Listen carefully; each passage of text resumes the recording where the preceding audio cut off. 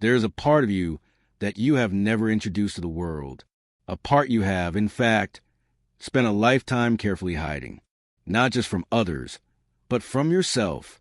You catch glimpses of it in flashes of irrational anger that seem to come from nowhere. You feel its ache in the sharp sting of jealousy toward someone you love. You hear its whisper in the cynical thought that cuts through your practiced optimism. You have been taught to call this part many things: your bad side, your demons, your issues. You've been taught to fear it, to suppress it, to starve it with positive thinking until it withers away. But what if you have been profoundly misled? What if this exiled part of you, this collection of everything you've deemed unacceptable, is not your enemy, but your most loyal ally? What if, as Carl Jung revealed, this darkness is not a pit, but a treasury? This is not a metaphor. This is a psychological reality. Jung called it the shadow, and he proposed a radical, life-altering idea, that the path to your wholeness, to your authentic power, to your true self, does not lead away from this darkness. It leads directly into its heart. The journey we begin today is not one of exorcism, but of reclamation. It is the journey of turning and finally facing what you have spent a lifetime running from.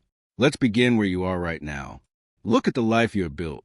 Look at the face you present to the world, the competent one, the kind one, the resilient one, the easygoing one. Jung gave us a name, the persona. It is the mask you wear for society's stage. It is necessary. It allows you to function, to belong, to play your roles. But here lies the first and most critical danger. You have begun to believe the mask is your face. You have identified with it. You think, I am the helper, so you can never say no. You think, I am the strong one, so you can never collapse. You think, I am the intellectual, so you can never be swept away by passion. The persona is a useful tool, but a catastrophic master. For every quality you amplify in your persona, your relentless kindness, your unshakable strength, you must hide its opposite in the shadow. The kindness cannot admit its righteous anger. The strength cannot show its profound vulnerability. The intellect cannot surrender to raw, instinctual feeling. So you split yourself. You become a house divided. One room is brightly lit, presentable, acceptable. The other room is locked, dark, and filled with everything that doesn't fit the decor. And you wonder why you feel so exhausted. You are spending half your psychic energy maintaining the light, and the other half desperately guarding the door to the dark. The shadow is not what you do. It is what you refuse to do, and then hate in others. This is the golden key to understanding it. That colleague whose arrogance grates on your nerves. Look closer. Is there a part of you that wishes you could claim your space with such unapologetic certainty, but you have labeled that arrogant and locked it away? That friend whose neediness feels draining? Is there a hidden, longing part of you that screams to be cared for, but you have called it weak and silenced it? Jung called this phenomenon projection. We cannot see our own shadow, so we see it in the world around us. The people who trigger an intense, almost disproportionate reaction in you are very often carrying a piece of your own disowned self. They are your mirrors, showing you what you have exiled. The world becomes a gallery of your own rejected paintings. Every judgment you cast is a confession. This is why these dynamics feel so charged, so personal, so inescapable. You are not just fighting with them. You are fighting with the ghost of your own banished potential. But the shadow is not merely a dump for your flaws. This is the second great misunderstanding. It is also the vault of your buried gold, your vital life force, your native creativity, your instinctual power, your wild sensuality, your capacity for fierce boundary setting. If these were not welcome in your early environment, they too were cast into the shadow. A child whose artistic passion was dismissed as impractical buries the artist. A child whose boldness was punished as disruptive buries the leader. A child whose deep feeling was shamed as too much buries a mystic. We don't just hide our darkness. We hide our brightest, most authentic lights because they were once too blinding, too threatening, too real for the small world we inhabited. So you walk through life feeling a vague sense of emptiness, a sense that you are living a life 2 sizes too small. You have accomplishments, but not fulfillment. You have relationships, but not deep resonance. This is the price of a fractured self.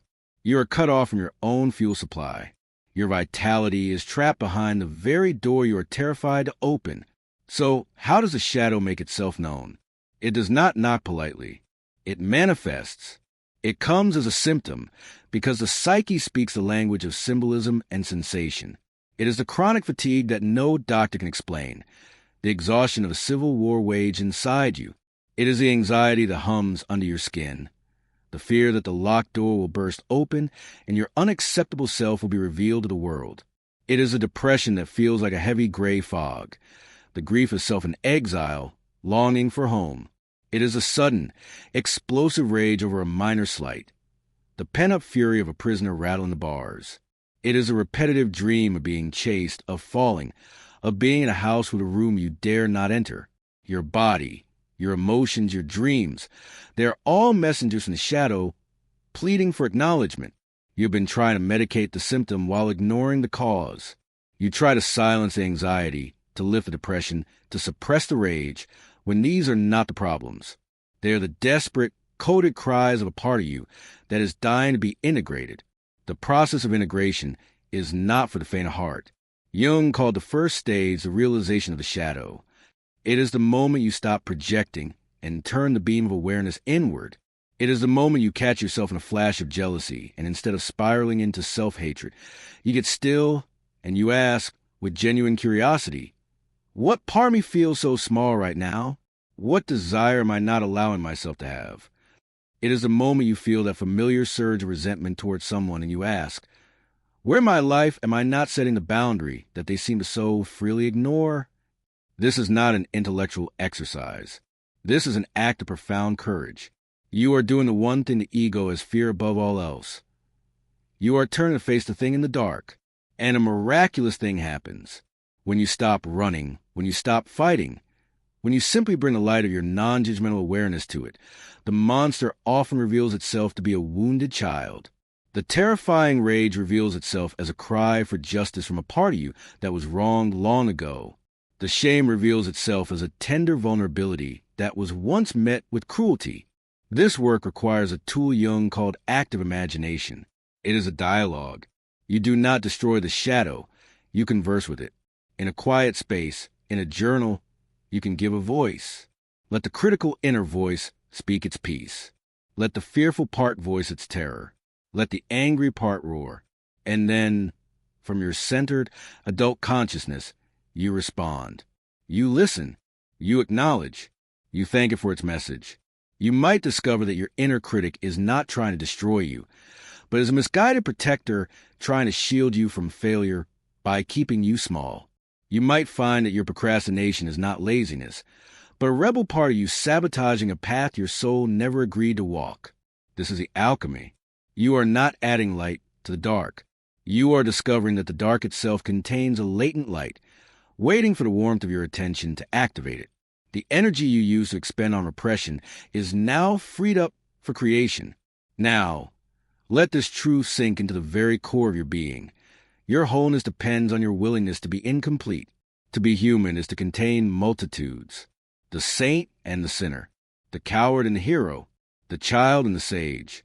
Individuation, Jung's term for the lifelong process of becoming the unique, integrated individual you are meant to be, is not about achieving a state of perfect, conflict-free purity. It is about developing a conscious relationship with the entire inner committee. It is about moving from a state where the shadow runs you from the basement of your unconscious to a state where you can invite it to sit at the table of your awareness. You are no longer a puppet jerked around by hidden strings. You become conductor of a complex and beautiful orchestra. The deep, cello-like notes of your sadness have a place. The sharp, clarion call of your anger has a purpose. The quiet, flute-like melody of your vulnerability is essential to the symphony. A life of authenticity is not a peaceful, bland life. It is a vibrant, dynamic, and true life. So today, I invite you to take the first, simple, revolutionary step. I want you to choose one thing, one shadow symptom. The next time you feel that gut clench of envy, instead of burying it, pause. Breathe. Place your hand on your heart and say, internally, I see you. What do you need to show me? The The next time a dream leaves you unsettled, write it down. Don't analyze it. Just give it space to exist. You are beginning the most important relationship of your life, the relationship with your entire self. If you are ready to make this commitment, to stop abandoning the parts of you that scare you, I want you to type one word in the comments below. That word is welcome. Let it be your silent vow, your contract with your own soul, a promise that from this day forward, you will meet what arises within you not with rejection, but with the beginnings of curiosity. You are not alone in this. Every person who has ever walked the path of true growth has stood at the same threshold, trembling, and chosen to step forward into their own darkness, trusting that on the other side is not more dark, but a more radiant and complete light. Tonight, as you prepare to sleep, let this intention settle into your subconscious. Let the playlist designed for integration, which you'll find linked at the end of this video, play softly. Your conscious mind can rest, but your deeper psyche will continue this sacred work of reconciliation. You are not fixing a broken thing. You are remembering a forgotten wholeness. The journey is long, and it is the only one that truly matters. It begins with a single, brave act of turning around, looking into the eyes of your own shadow, and whispering for the very first time, "I see you, and you belong to me." This seeing is not a one-time event. It is the beginning of a new way of being, a fundamental reorientation of your entire inner life. For so long, your psychological energy has been organized like a fortress, walls of persona facing the world, a garrison of willpower on the ramparts, and all your resources devoted to keeping the exiled shadow contained in the dungeons below. The moment you speak to it, the moment you acknowledge its existence, the entire architecture begins to change. The energy of the war starts to dissipate, and that energy is immense. Think of the sheer psychic wattage you expend every day in repression, in managing the image, in calming the anxiety that bubbles up from below, in stifling the impulse that feels too raw, too real. It is exhausting because you are powering a civil war. Integration is a process of ending that war and redirecting that life force towards creation, towards connection, towards your actual life. Now, this will feel strange at first. It will feel like you are breaking a rule, the most fundamental rule you were ever taught, the rule of being good. We must understand this. Your persona, your acceptable mask, was often constructed under a specific, unspoken commandment. To be loved, to be safe, you must be X. You must be agreeable. You must be high-achieving. You must be the rock. You must never be angry or needy or selfish or too much. This commandment was imprinted not just by words, but by glances, by sighs, by reward withheld, by conditional love. So, when you begin to feel the rumble of genuine no in your gut, or the flush of desire that isn't selfless, the old alarm system goes off. A siren blares in your psyche. Danger! You are being unacceptable. You will be rejected. Return to compliance. This is the root of the guilt, the shame, the intense fear that arises when you first start to listen to these shadow whispers. It's not the shadow that's terrifying you. It's the threat of breaking the old commandment, of being cast out from the tribe of the good. But here is the pivotal Jungian truth. The goal is not to become your shadow. The goal is to withdraw the projections, to take back these disowned parts, so that you can have a choice. When your anger is unconscious, it controls you. It leaks as sarcasm, as passive aggression, as sudden explosions. When you bring it into consciousness, it becomes a tool. It becomes a clear, clean energy of boundary setting, of saying this far and no further.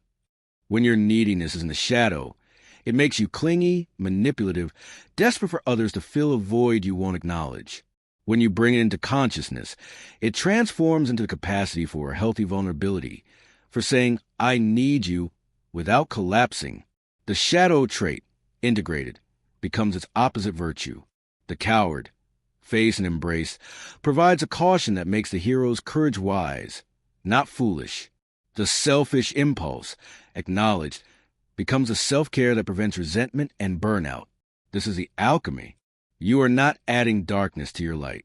You are recovering the full spectrum of your humanity, and in doing so, your light becomes grounded, real, and powerful, not a fragile bulb, but the steady, unshakable sun. Let's make this practical. How do you live this? It begins with a new kind of listening. Your emotions are not random weather. They are a navigation system. Anxiety is often a signal that a boundary is being encroached upon in the present, or that an old wound from the past is being poked. That heavy depression? It can be the soul strike, a refusal to participate in a life that is too small, too false. That simmering resentment is a bill coming due for needs you have consistently ignored. So the practice is this. When a strong, difficult emotion arises, you pause. You drop out of the story of, why is this happening to me? And you drop into the sensation. You feel where it lives in your body. A tight chest? A knotted stomach? A clenched jaw? You place your gentle attention there. You breathe into it. And you ask with sincere curiosity, what are you here to tell me? What are you protecting? What action am I avoiding? This is active imagination in its most immediate form. You are dialoguing with the living psyche in real time, and you must give it a voice. This is where the journal becomes your most sacred tool, not a journal of daily events, but a journal of the underworld.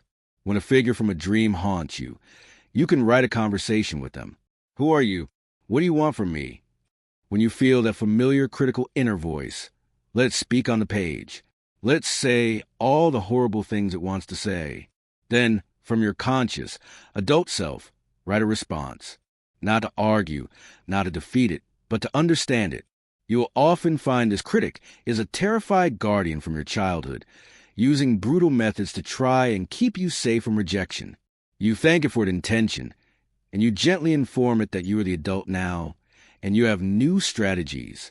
This act of writing is psychoanalysis in your own hand. You are integrating the unconscious by bringing its contents into the tangible world of light and language. Now, as you do this work, your outer world will begin to shake. This is not a mistake. It is a necessity.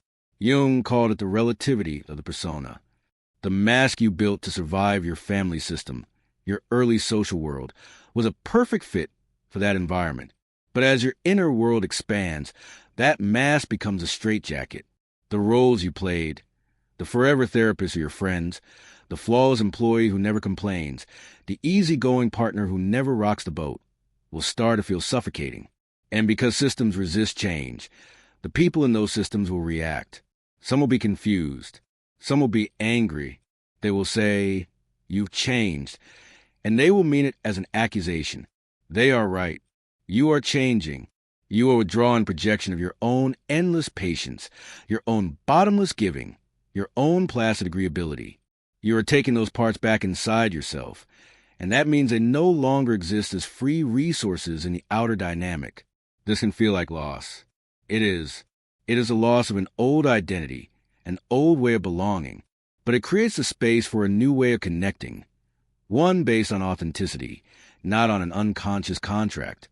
This brings us to the most challenging and most rewarding frontier shadow work, relationships. Every intense relationship dynamic, especially those painful, addictive, can't live with them, can't live without them bonds, is a masterpiece of shadow projection.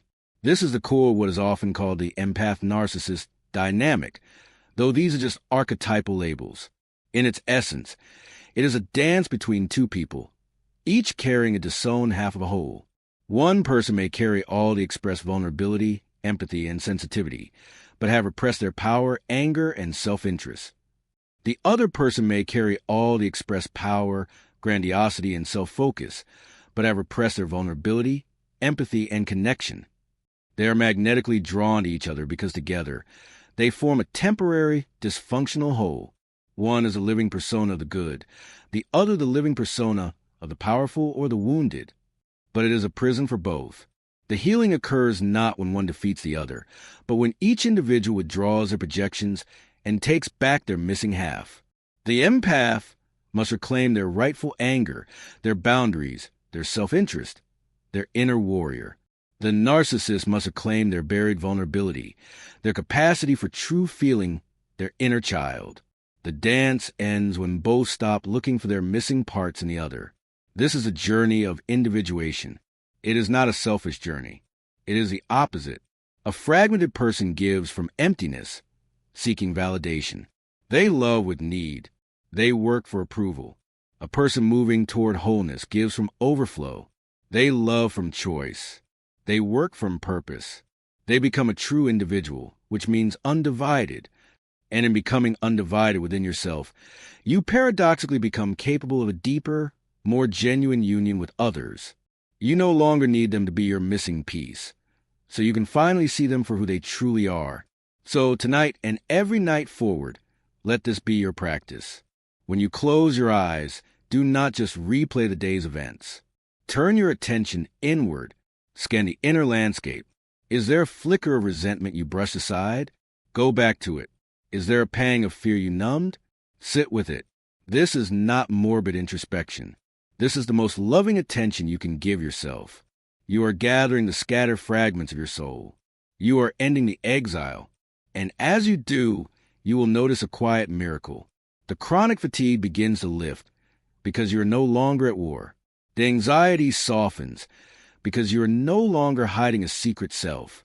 The creative impulses you thought were long dead will start to stir. You will feel a solidity, a groundedness in your own being that no external opinion can shake. You are coming home to all of it, the light and the dark, the strength and the softness, the sage and the fool. This is your birthright, not to be perfect, but to be complete, not to be a saint, but to be a full, vibrant, messy, glorious human being. The path is walked one brave, curious moment at a time. You have already taken the first step by listening this far. The next step is waiting in the very next feeling you are tempted to turn away from. Meet it. Welcome it. The treasure you seek is buried in the place you least want to look. Start digging. If this journey into your own depths calls to you, if you are ready to end the inner war and reclaim the power you've locked away, leave a word in the comments below. Let that word be wholeness. Let it be your signature on a new inner contract, a contract with yourself. And remember, this work continues even in silence. Let the Integration playlist be a companion in the background as you sleep, as you drive, as you walk. Let the sounds and frequencies carry these ideas past your conscious mind and into the very cells of your being, gently rewiring the old patterns of rejection into new pathways of welcome. You are not alone. A whole community is waking up to this truth. Keep going. Your shadow is not your enemy. It is your unlit glory.